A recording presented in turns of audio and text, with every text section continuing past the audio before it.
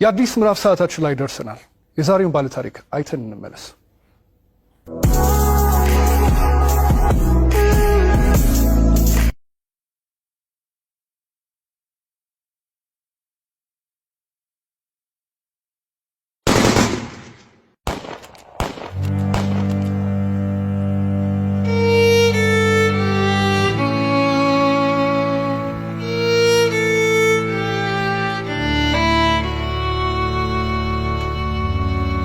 ስሜ ብርቱካን እባላለሁ። ተወልጄ ያደኩት ስናን ወረዳ ነው። ከእናትና ከአባቴ የመጀመሪያ ልጅ እኔ ነኝ። እኔን እንደወለዱ ነው አጋጣሚ አባቴም ወደ መንትን ያለ የተሰደደው። እናቴ በህይወት ያረፈችው በወሊድ ምክንያት ነው። ከዚያ በኋላ ምንድነው የተደረገው? አያቴ ጋር እንዳድግ ቆየው። ከአያቴ ጋር እየኖርኩ ያለ 8 አመት ሲሞላኝ ትንሽ እሷንም ይቸግራታል። እባካችሁ ልጅቱን ለሰው ልስጥ እና ፈልጉልኝ ምናምን ትላቸዋለች እሷ ማለት ነው አያቴ አሉ። በ8 አመት ያስወጥተው ወሰዱኝ። ከዛ እሱ የሁለት ልጆች አባት ነው፣ አንድ ሴትና አንድ ወንድ እና እነሱን እያሳደኩኝ ልብስ የምሳጠብ የልጆችን ማለት ነው ካልሲ ያጥባለሁ፣ ወጥ እንድሰራ ሙያ እንድለማመድ እነሱ እያበረታታችኝ ሴትዮዋ ኢቭን በዓላት ራሱ ሲኖር ማንኛውንም ነገር ሲኖር ለልጆቹ ልብስ ሰርፕራይዝ ይገዛላቸዋል አውደ አመት ምናምን ሲመጣ። እኔ ደግሞ ሴትዮዋ ከምትለብሰው ልብስ ተቀድና ጣጣጣፋ ጥንጥዬ ነበር እንትን ብላ በመኪና እንኳን አይሰፋም እቤት ነበር በመርፌ ተሰፋው ነበር። እሱን ለብሼ ሄዳለሁ። ጫማም የተወረቁ የወደቀውን ልጆች ተጠቅሞ የጨረሱትን እሱን ሰጎትት ምንስል የባለም እንደዛው እየተማርኩኝ እያለ የሆነ ደረጃ ተሸላሚ ሆንኩኝ። እስከ 8 ደረስኩ። ከ8ኛ ክፍል በኋላ የሆነ ስራ ምቢት ልብስ የሆነ እየጎረመስኩ ስመጣ ስራው እያያዘኝ ትምህርቱም እያያዘኝ እየከበደ ሲመጣ ስራዬን ለሊት ሙሉ ሰዓት አንተደላለሁ አልተኛም ነበር። 24 ሰዓት ነበር። ከዛ ዩኒቨርሲቲ እንታስወርት ያከፈል ጨረስኩ። 12ም ያው 392 አመጣው። ውጤት ከመጣ በኋላ ወደ ዩኒቨርሲቲ ተመደብኩኝ።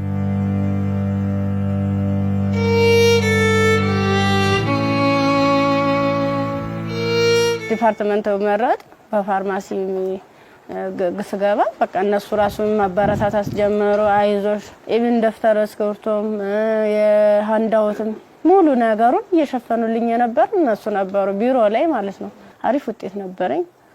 ከዛ መጨረሻ ላይ ልክ 1 አመት ተማር፣ 2ኛ አመትም ተማር። 2ኛ አመት ላይ የተወሰነ ረብሻ ይከሰታል በሰዓቱ ማለት ነው። ረብሻ ሲፈጠር ምንድነው 3 ሰዓት ነው ከሌሊቱ 3 ሰዓት ላይ እኔ አጋጣሚ ከልጆች ጋር እንትን ነበርኩ ላይብራሪ ነበርኩ። እኔ ወደ ውስጥ ስንመለስ ውስጥ ላይ የሆነ ሰው ሲተኩስ ከውጭ ላይ ይቀባበላሉ። ከዛ ኧረ ምንድነው በዚህ ውጡ በዚህ ወረዱ እንዲ ወንበስ በሉ እንትን ታኙ ተንበልበሉ ምናምን ይሉናል። ከዛ ልክ እየተኛን እየተሳብን እንደባብ እየተሳብን እየሄርን እያለ መጨረሻ ላይ እዚህ ጋር ግቡ በቃ እናምልጥ እንደዚህ ያለን ሰዎች ለካ ውስጥም ውጭ የሚተኩሱ የነበሩት እነሱ ናቸው። ውጭ ላይ ስንል ምንም የተቀለብስ አለበሱ። ከዛ አንደኛው ትጥቅ የለበሰው እዚህ ጋር ግቡ ምክንያቱም እንደዚህ ድብልቅልቁ እየወጣ ነው እንዴ ህይወታችሁን ማትረፍ አትፈልጉም ሲላን እሺ ብለን ታርጋብገመን ሁላችን ሰዎች አንድ ላይ ወጥተን ገባን። አንድ ላይ ገባን። በቃ ፍስፍስ አርገው ይዘው ሄዱ። እየከለሉ ሄዱ። ምንድነው ወደ ጫካው ስንዳረስ ሰውነታቸውን መከለል ጀመሩ። ያ ማለት ምንድነው አይናቸው ብቻ እንድትታይ ነገር ግን ሌላ አካላቸው እንትን ነው ሙሉ ብረት ነገር ነው። ስንገባ ምንድነው ኖርማል ወታደር ነበር። ግን እኔ ምን እዛው ላይ እየቀየሩን ምን ሰዓት እንደቀየሩ ማላየናቸው። ከዛ ይሄርን እያለ ጫካ ስንጀምር መኪናውን ከዚህ በኋላ መኪና መግባት አይችልም ወራዱ በግራችን ዱብ እያለ ነው የምንሄዳው። ልክ በግራችን ይሄርን እያለ እንትን አይናቸው ብቻ እንድትታይ ሌላቸውን ሸፈኑና ጸጉራቸውን ገለጡት። ያኔ ኬፕ ነገር ነበር የለበሱ። ጸጉራቸውን ሲሉት እንዴ እንደሽ ቀጥ ያለ ነው። እንሄዳለን መንገዱ ያልቅም። 6 ሰዓት ፈጀብን።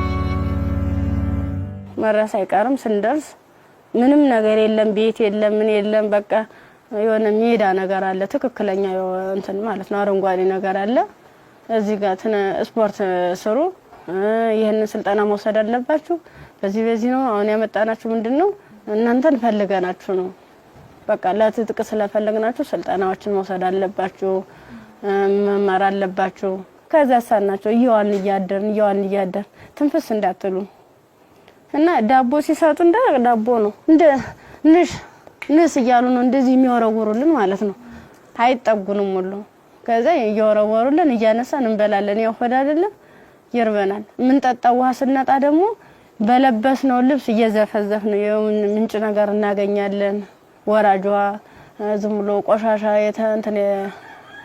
የተገደበ ነገር እናገኛለን እሱን ልብሳችንን እንዘፈዝፍና እንዲ ለመጥለቅም ስለሚቀፍ ልብሳችንን ዘፈዝፍና ልብሳችን እየጫመቅን ነበር እንደዚህ ያንጠፈጠፍን ነበር ልብሳችን እየመጠጥን ምንጠጣ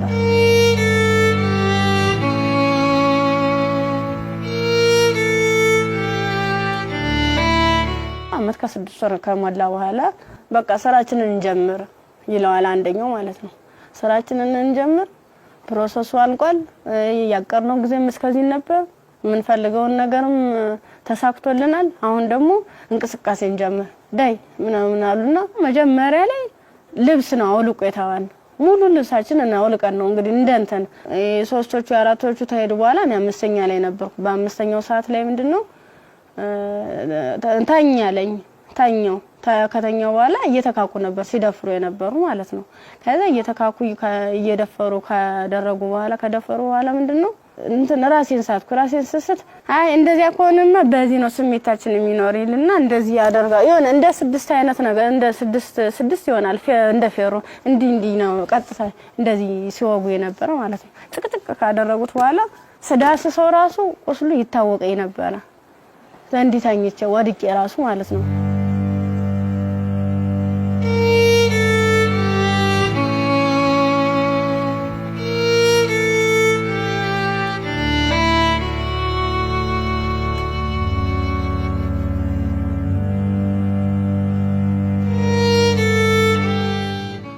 ካንገት በላይ ደግሞ እንትን በምንድነው ጭንቅላቴ ነው ሁለቴ ሲመታኝ የኛው ተከፈተ ጭንቅላቴ ማለት ነው እንደዚህ ያድርገዋል ማለት ነው ሌላስ ምን ይሻላል ከዛ የሆነ ሚንትን የሚልም ነገር አለ ቢላ ማለት ነው በሱ ይፈቀፍቀዋል ጻጉሬን ማለት ነው ሲፈቀፍቅ እየደማ ነበረ በዚህ ሚተለትላሉ እንደምላጭ አይነት ነገር ይዘዋል የሁሉ ትልትል ነው ይሄን ማህፀኔ ከተጨቀጨቀ በኋላ ምንም ማለስታውስ ሜትተጣል ምን ሆነ ግን ምንድነው በስድስተኛ ቀና በየን ተሰል ምንም ነገር የለም ከጎኔም ረሳለ ከጎኔም ልጅ ተርትላለች በቃ ከሷ የተሻልኩ ስለሆነ የለበስኩትን አረቄን ልብሴን ሙሉ ጫርጊያው ልቄ እንትን አሰርኩት ተንትኑ ጋር አጣብቂያ አስሬ እየጎተትኩ ያ ማለት ምንድነው እኔ ሙሉ አካል ስላለኝ ነው ያንስ አድርጌ ነበር እየጎተትኩ ይተላቀስ ርያል በቃ አርቃንሽን ሆነሽ በጣም ነው የሚያሳዝነው ቁምጣ ነበረችኝ ቁምጣዬን ደግሞ ያላስለብሰኝ ያለ ቁስሉ ማለት ነው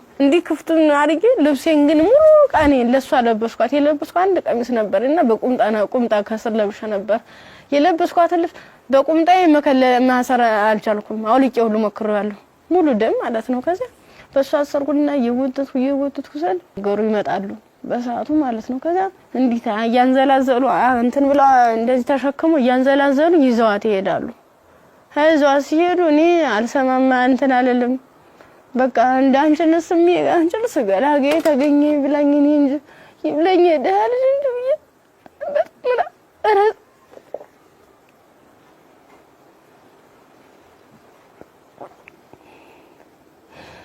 ይብለኝ እኔ እንጂ ብዬ ያርኩኝ ከዛ ያርኩኝ አላቀዋልኝ ሀገሩን እንዳልጠየቅ ምኑን ልጠይቃቸው በቃ ውስጥ የተጨነቀው መጨረሻ ላይ ጫካውን ስጨርስ ከተማ አገኘሁ ከዛ አባቴ እኔ ምን ዩኒቨርሲቲ ተማሪ ነበርኩኝና ልብሴን አጋጣሚ ልብስ ለብሼ እጅ ሌባ ወስዶብኝ ነው እስኪ እባክህ ገዛልኝ አልኩት ስለው 50 ብር ሚላ ሰናገኝ ከሱ ላይ 50 ብር ከፍሎ ልክ አንድ ጥቁር በጥቁር አይነት ነገር ነው እሷን አለበሰኝና በቃ ለንዲጅሽ ሊሊ ብሎ ዩኒቨርሲቲ ሲሄድ ቀጥታ ዳይሬክተሩ ቢሮ ነው የገባሁት። ከዚህ ቀጥታ ዳይሬክተሩ ቢሮ ስገባ ምንድነው ሙሉ ነገሩን ካየ በኋላ ህክምና ውስጥ እንደገባ ማህፀን እንዲታሸግ ከአንገት በላይ ያለው ምን እንዲታሸግ ተደረገልኝ። አሳሸገኝ እያለ በቃ ሰለቹኝ ማለት ቁስሉም ሊድን አልቻለም። እነሱም ካቅማቸው በላይ ሆነ። እኔ አማራጭ ምንድነው ዩኒቨርሲቲው ትምህርት ቤቱ ፊት ለፊት መለመን ጀመርኩኝ።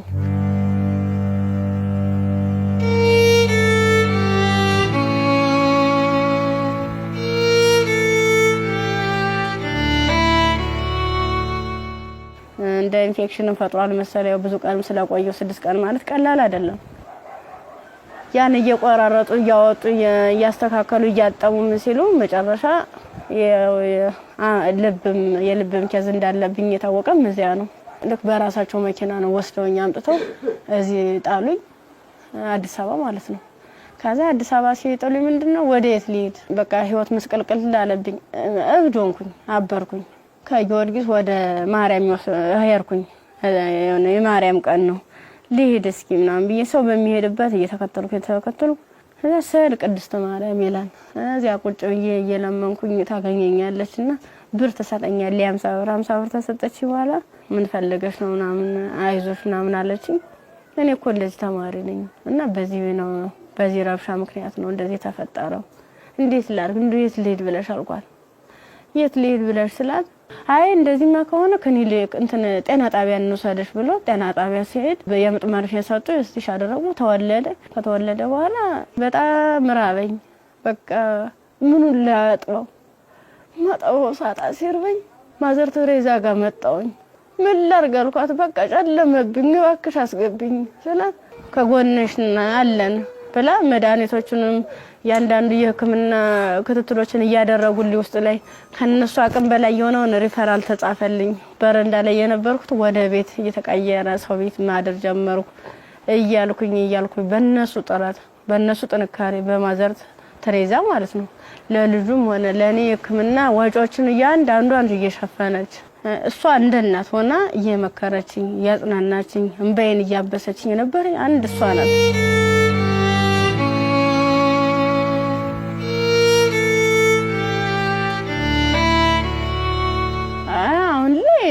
በጣም ከባድ ነው። ልጁም ከፍ እያለ ሲሄድ ጡት በማጥዋት በሚችልበት ሰዓት እየደከመኝ እያመመኝ ትንፋሽ ማጠር በቃ ድክም ይለኛል። መንቀሳቀስ አልችልም ያን ያክል ማለት ነው።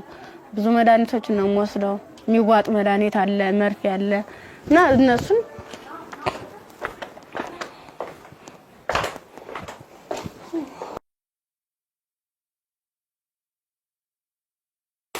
እነዚህ ነው መድኃኒት እየወሰድኩ ያለ። በቃ እነዚህ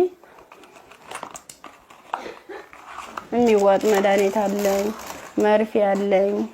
ይሄን ነገር ነው እየወሰድኩ ያለው እና ይሄን መድኃኒት ስወስድ ደግሞ ለኔ የሆነ ማለት ምግብ ያስፈልገኛል። ምበላው መጠጣው የለም። መታየት ነው ደረቅ ኮቸሮ ነው። አሁን ቅድም እንደውም ሳዘጋጅ ነበር ኮቸሮ እዚህ አለ ዘፍዝፌ ነው የነው ያለው። አሁን የራስ በራስ ብሏል። የዘፍዝፌው ስለቆየው ቅድም ነው እናንተ ቀረጻ ያዘጋጃችሁ ያለ የዘፍዘፍ ማለት ነው። የዘፍዝፍ ካለ በኋላ ለልጅ ምንድነው ፍትፍት አድርጌ እኔ የምበላታለሁ እሱም የሚበላት ይችል ነው እና ሙዝ ምናምን እገዛለታለሁ። ብስኩት መጠለያ ያስፈልገኛል። አሁን ያለበት ቤት ስፖንሰር አንድ ወር ከፍሎልኝ ነው ሄደ። ሌላውን ግን እየለመንኩ ነው ውጭ ላይ ማለት ነው። የሆነ ነገር የሆነ የልጅውን ወደ 3 ወር አለፈው ሰው እንድንቆጣጣው ማለት ነው። መታጠቢያ ሰዓት አይደለም ብቻ ቃላት የለኝም። በቃ ይድረሱልኝ ምን አንድም በቃ ወደ ፊትስ ምን አይነት ህይወት ነው የሚኖረው? ምንድነው ማደርገው? ለምን ነገር በጣም እየራበኝ ነው። በቃ ራበኝ አልቻልኩም።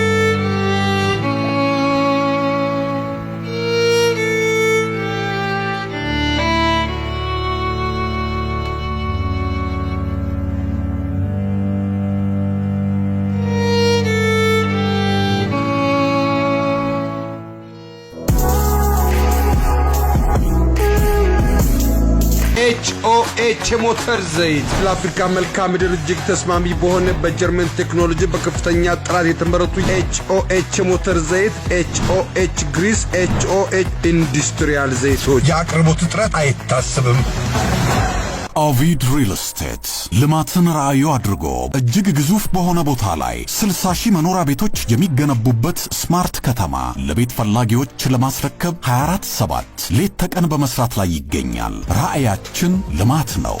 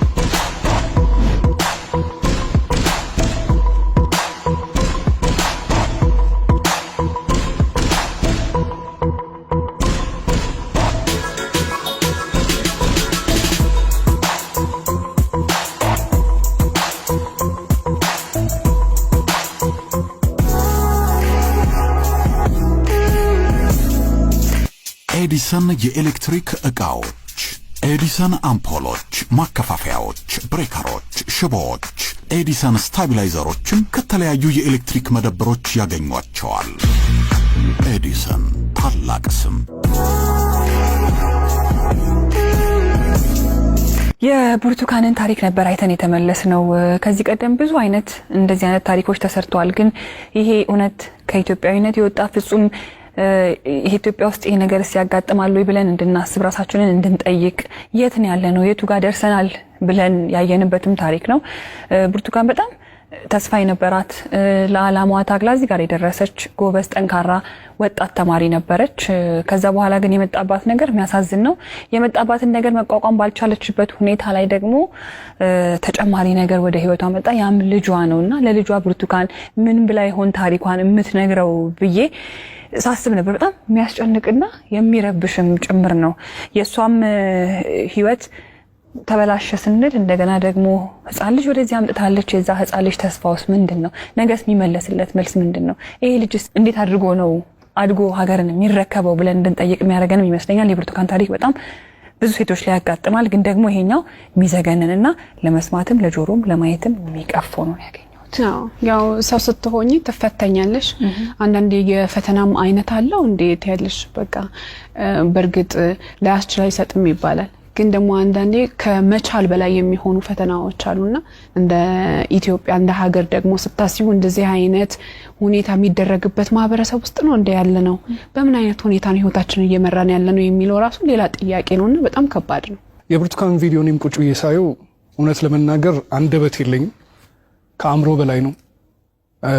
እጅግ በጣም የሚሰቀጥጥና የሚዘገንን ከመሆኑ ብዛት የተነሳ ጭራሽ እንደውም ፊልም ነው እንዴ አክቲንግ ነው እንዴ የሚያስብል ሁላ። ምክንያቱም ያው ብዙ ሆረር ፊልሞችን እንሰማለን፣ ግን የእውነት መሬት ላይ የወረደ እንደዚህ በዚህ ልክ የሚሰማ ነውር ሁላ አለ ወይ እስከ ማለትም ድረስ አለና ብርቱካን እንግዲህ ስቱዲዮ ውስጥ ትገኛለች። አብረን ቆመን እንቀበላለን። እንኳን ደህና መጣሽ። እንኳን ደህና መጣሽ። አረፍበይ እንዴት ብርቱካን? እንኳን ደህና መጣሽ። በጣም ነው የምታምሪው። በጣም ቆንጆ ከለሯ ራሱ እንዴት እንደሚያምር። ያው ዩኒቨርሲቲ ስንሄድ ሁላችንም የምናስበው ነገር አለ አይደል? ቤተሰብ ጋር ያለው ደስታ አለ፣ ስትሄጂ የምትዘጋጁ ዝግጅት አለ። ከሄድሽ በኋላ ደግሞ ያው ቤተሰብ ነው ገንዘብ የሚልከው የምፈልገው ነገር። ያን ጊዜ እንዴት አሳለፍሽው? ስትሄጂስ እንዴት ነበረ? ስሄድ 300 ብር ነው የተሰጠኝ። ያ ማለት ያን 300 ብር የሆነ ቦታ ላይ ትላካልኝ ማለት አይደለም፣ አድርሶ የሚመልሰኝ ነው። አመት ሙሉ የሚዘልቅ ማለት ነው። ጓደኞቼ በፕሌን ጓደኞቼ በመኪና እየተመላለሱ በዓላትን ሲውሉ እኔ ግን ለአንድ አመት ተብሎ 300 ብር ነው ካልኩሌት ተደርጎ ይሰጠኝ ነበር። ስንት ነበር ትራንስፖርቱ? 150 ብር ነበር ሄጃው። እንደ ሴት ደግሞ ለሴት የሚያስፈልግ ነገር አለ፣ የምንቀባው አለ፣ የተፈጥሮ ጉዳይ አለ። ለዚህ ሁሉ ነገር ገንዘብ ያስፈልጋል። በምን ነበረ ያን ነገር? ጓደኞቼ የተሻለ ህይወት ነበር እንትን የሚሉ የባለሀብት ልጆች አሉ። እነሱ ነበረ የሻር እያደረጉ እያዋጡ ነገሮችን የሚሸፍኑ ኢቨን ሞዴስ ራሱ ይገዙልኝ ነበር። ጓደኞቼ ነበር ከጎን ያሉት ማለት ነው። እሺ ከዛ በኋላ ያ ሁሉ ነገር አለፈና ዩኒቨርሲቲ ገባሽ። ዩኒቨርሲቲ ገብተሽ ሁለተኛ ዓመት ተማሪ ሆነሽ ነው ይሄ ነገር ያጋጠመሽ። እንዴት ነበር እስቲ ጊዜውን አስታውሽ? ማለት በጣም ነው የሚከብድ። 3 ሰዓት ላይ ልክ ከላይ ወረ 3 ሰዓት ዘጋብኝ። መመለስ አልፈልግ እንደ ወጣሁኝና የሆነ ይሮራጣሉ ማለት ነው ሰዎቹ። ስንሄድ በቃ ኧረ እንደዚህ ተኩስ የተነሳ ለምን ትሄዳላችሁ? በቃ በዚህ ሄዱ ነው በዚህና እንትን በሉ እዚያ ካግቡ ምናምን ሲሉን እኛ በሰዓቱ ተኛን ተቆርቁሮ ነው የመሰለን። እኛ እንደዚህ ለማትረፍ ነው ብለን ተንደርድረን ራሳቸው መኪና ገባን።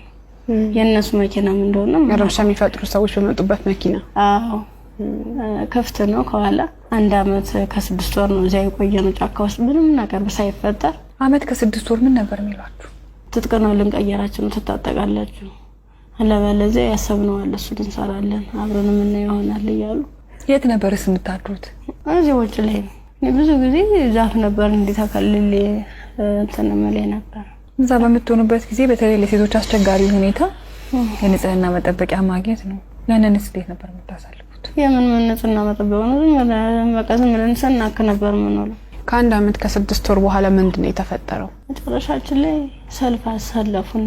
እርቃናችንን አውልቀው ልብሳችንን ካወለቁ በኋላ ሰልፍ አስያዙ። እኔ አጋጣሚ ከ5ኛ አካባቢ ላይ ነበርኩኝ። ግንኙነት ከተደረገ በኋላ እንዴት ሲጨቀጭቁ ራሱ በፌሮ ሲወጉ አላስታውስም። ደንዝዟል ሰውነት። ምን ያህል ሰው እንደተደረገ ምን እንደተደረገ አላውቅም። በ6ኛ ቀን ስነቃ እንደ ማበላ ነው የሚፈሰው።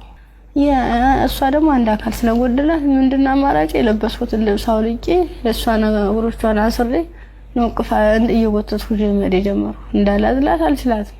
ከዛ አብረን ነው ምን ሄደው አንቺን እኮ ትችላለህ ስትለኝ እንዲሁ ነው ሁለት አካለ ስንኩል ማን ይቀበለናል አልኳት። ምክንያቱም ማንም ቢሆን እንደዚህ ደም እየፈሰሰ እንደዚህ ምድሩ ሁሉ ጨልሞብኝ ነገ ወዲያ የተሻለ ህይወት አገኛለሁ ብዬ ነገ ወዲያ ጥሩ ቦታ ደርሳለሁ ብዬ አሰብኩት ልጅ በቃ መጨረሻው እንደዚህ ሲያመር እንደዚህ ሲሆን በጣም ካፋኝ። በቃ ለሁሉም ማለት ነገ ወዲያ እንዴት ነው የምሆነው? ምንድነው ማድረግስ የምችለው? በምን አይነት መልኩ ነው ህይወቴንስ መጠገን የምችለው? አይዞሽ የሚለኝስ ማንኛው ሰው ነው? በቃ አለው እንደዚህ። መጨረሻ ላይ ምንድነው ጎዳና ተዳዳሪን የሆንኩት።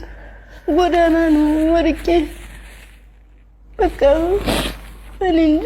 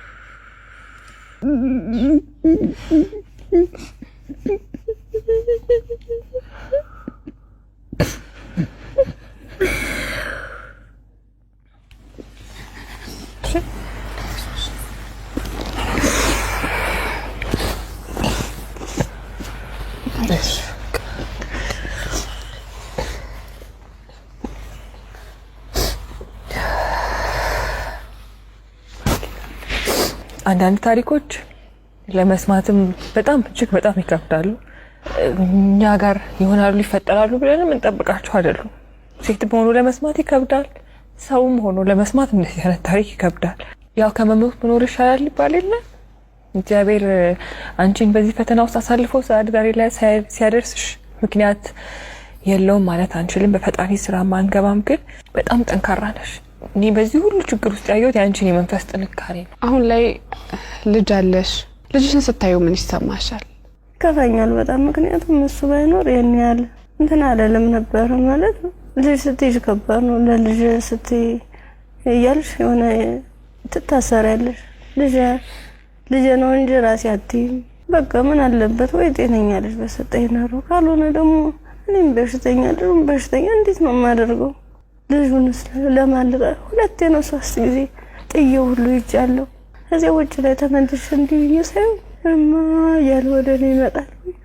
እናፈሩን በበላሁት በቃ አብረን እንሞታታለን ብዬልሽም መቀፋ አድርጌ እንደገና ራሴን ይቅርታ ጠይቄ እንደ ትልቅ ሰው ጥያቄና መልስ በራሴ እየተመለሰ እንደዚህ ከሆነ ሽናን ዶዬ ይዤ ከፍ አድርጌ እሄዳለሁ። ያሳደጉሽ ቤተሰቦችሽ በጠፋሽበት ወቅት ከዛ ሁሉ ነገር ሲሆን ይሄን ሁሉ ታሪክ ያውቃሉ፣ ግን አልቀበልም ነው ያለ። አሁን ላይ ጤናሽ እንዴት ነው? ሕክምና በጣም ያስፈልገኛል። ከሕክምናም በላይ የምክር አገልግሎት ያስፈልገኛል። ነገ ብርቱካን ምን ብታገኝ ትመኛለች? እኔ አሁን የምፈልግ አንድም በጤንነቴን የሚከታተለኝና በቃ ትምህርቴን መማር የምፈልገው ወደፊት የተሻለ ህይወት መኖር እፈልጋለሁ። ልጅን በጎን አይኑን እያየው እየተጫወትኩ አብሬ እንደ እናት እንደ አባት እንደ ወንድም ከጎን ይሆንልኝ። እሱም አድጎኝ ጠብ እንዳያገኙ ተሻለ ህይወት እንድደርስ ነው የምፈልገው። ዛሬ ወደ አዲስ ምዕራፍ የሚያሸጋግሩሽ ስጦታዎች እኛ እናበረክትልሻለን። እንግዲህ ብርቱካን በጣም ብቻሽን በከባድ ሁኔታ ልጅሽን እያሳደግሽ ነው የምትገኘው። በመሰረታዊነት በመጀመሪያ የሚያስፈልግሽ ደግሞ የቤት ኪራይ ድጋፍ ነው። ኢቢኤስ ቴሌቪዥን ይሄንን ስለሚያምን ደግሞ የ1 ዓመት ያለምንም ሀሳብ ከልጅሽ ጋር ሆነሽ ራስሽን እስክትቋቋሚ ድረስ የ1 ዓመት የቤት ኪራይ ይሸፍንልሻል። ሌላው እንግዲህ እኔም በጣም ተርቤያለሁ። ልጄንም ለማጥባት ደግሞ መብላት አለብኝ። ካልበለው ደግሞ ወተት የለም ጡቴ ብለሻል። እውነት ነው። እናት ስንሆን ደግሞ የበላነው ሁሉ ደግሞ ወደ ልጃችን ነውና መብላት፣ ራስን መጠበቅ ራብ መጥፎ ነው ይባላል። እውነትም መጥፎ ነው በጣም። ስለዚህ የ6 ወር አስቤዛ ደግሞ የቤት ይሸፍንልሻል። ከቤት ኪራይና ከአስቤዛ በተጨማሪ ደግሞ የልብስ ማጠቢያ ማሽን ኢቢኤስ ቴሌቪዥን ያበረክትልሻል። በጣም ትምህርትሽን ትወጃለሽ፣ መማር ትፈልጊያለሽ፣ መለወጥ ትፈልጊያለሽ። ባላሰብሽው ባልጠበቅሽው ሁኔታ ከትምህርትሽ ገበታ ወደ ኋላ ቀርተሻል። ያኔት ኮሌጅ ደግሞ በመረጥሽው በፋርማሲ ሊሆን ይችላል፣ በነርሲንግ እንዲሁም ደግሞ በላቦራቶሪ ቴክኒሻንነት 2 ቅርንጫፎች አሉ። ከሁለቱ በአንዱ ቅርንጫፍ መርጠሽ ትምህርትሽን እንድትከታተይ ትምህርት ቤት ወጪሽን ሙሉ በሙሉ ይሸፍንልሻል።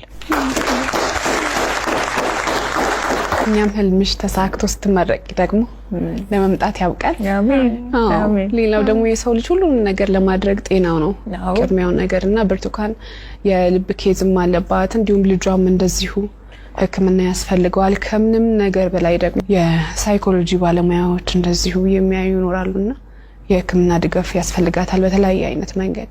የልብም እንደዚሁ የሳይኮሎጂም የልጇም ጤናም ጭምር ማለት ነውና በዚህ ላይ ደግሞ ድጋፋችሁ እንድታደርጉ እንላለንኛ። እንዲሁም ደግሞ ሀገር ውስጥም ከሀገር ውጭም ያላችሁ መልካም ደጋግ ኢትዮጵያውያን ይህን ፕሮግራም የምትከታተሉ እንግዲህ መቼም ዝም እንደማትሉ ፍጹም እምነታችን ነው። ከብርቱካን ጎን ነን የምትሉ በዚህ አድራሻዋ ልታገኟት ትችላላችሁ። በቃ ሙሉ ነገር ላደረጋችሁልኝ ገዛ ላደረጋችሁልኝ ሁሉ ነገር ተበበ ከልብ አመሰግናለሁ። ኢቢኤስ ቴሌቪዥንም እድሜ ጤና ይስጥልን። በጣም ነው ማመሰግነው። ወዳችኋለሁ፣ አከብራችኋለሁ። ነገ ወደ ደግሞ የኔ ህይወት ተሳክቶ የኔ መጥቼ እናንተ መጥቼ እዚህ ውስጥ ማስደስተበት ቀን ይናፍቀኛል። ደግሞ አደርገዋለሁ። እናምናለን እኛ። የአዲስ ምዕራፍ ሰዓታችን ይህን ይመስል ነበረ። እሑድም በኢቢኤስ ይቀጥላል። መልካም ጊዜ።